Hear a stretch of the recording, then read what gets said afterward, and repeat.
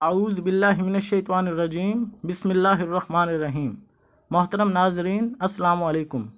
عزیز دوستو، حضرت موسیٰ علیہ السلام اپنی بیوی سیدہ صفورہ سلام اللہ علیہ کا حق مہر ادا کرنے کے لیے کم و بیش 10 برس تک مدائن میں حضرت شعیب علیہ السلام کی بکریوں کی دیکھ بھال کرتے رہے۔ یاد رہے یہ جگہ بحر احمر اور خلیج کے کنارے پر ہے۔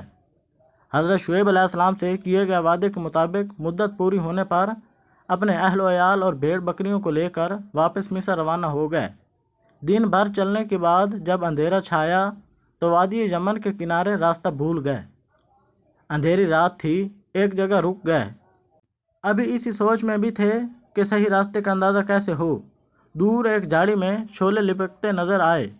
سوچا وہاں سے آگ لے آؤں تاکہ روشنی ہو اور راستے کا پتہ چل سکے۔ لہٰذا اپنی بیوی سے کہا، ٹھہر جاؤ، میں نے آگ دیکھی ہے، شاید میں تمہارے پاس اس میں سے ایک شعلہ لے آؤں یا اسی آگ پر راستہ پاؤں۔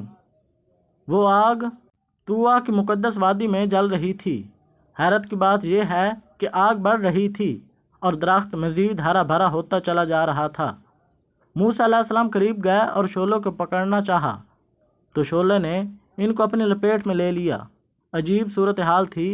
آگ نے اپنی لپیٹ میں لے لیا لیکن جلایا نہیں۔ دراصل یہ آگ نہیں، تجلی تھی۔ آپ ابھی اس خوف میں مبتلا تھے کہ ماجرا کیا ہے۔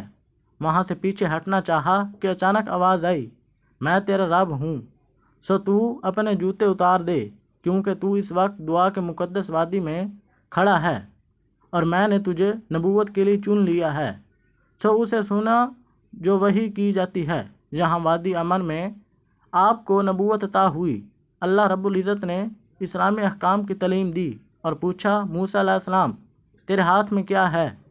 تو حضرت موسیٰ علیہ السلام نے عرض کی، لاٹھی ہے، اس سے جانوروں کو ہانک لیتا ہوں، درختوں سے پتے توڑ کر بھیڑ بکریوں کو کھلاتا ہوں، تھک جاؤں تو اس سے ٹیک لگا لیتا ہوں۔ تو اللہ رب العزت نے کہا، اسے زمین پر پھینک۔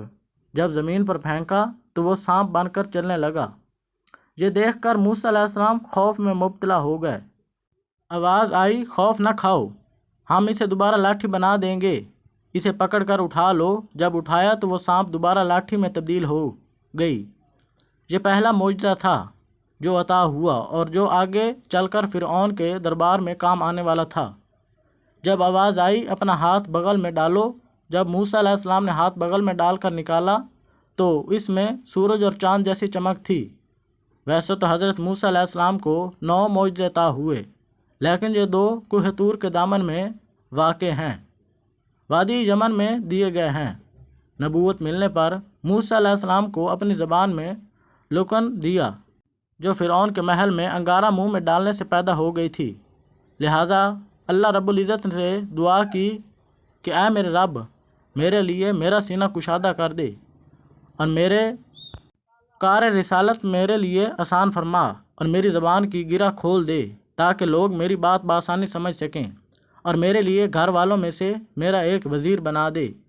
آواز آئی، موسیٰ تیری دعا قبول ہوئی، اب تو مصر واپس جا اور فرعون کو جھوٹا کر، کیونکہ اس نے گمراہی پھیلا رکھی ہے، خود کو خدا کہتا ہے۔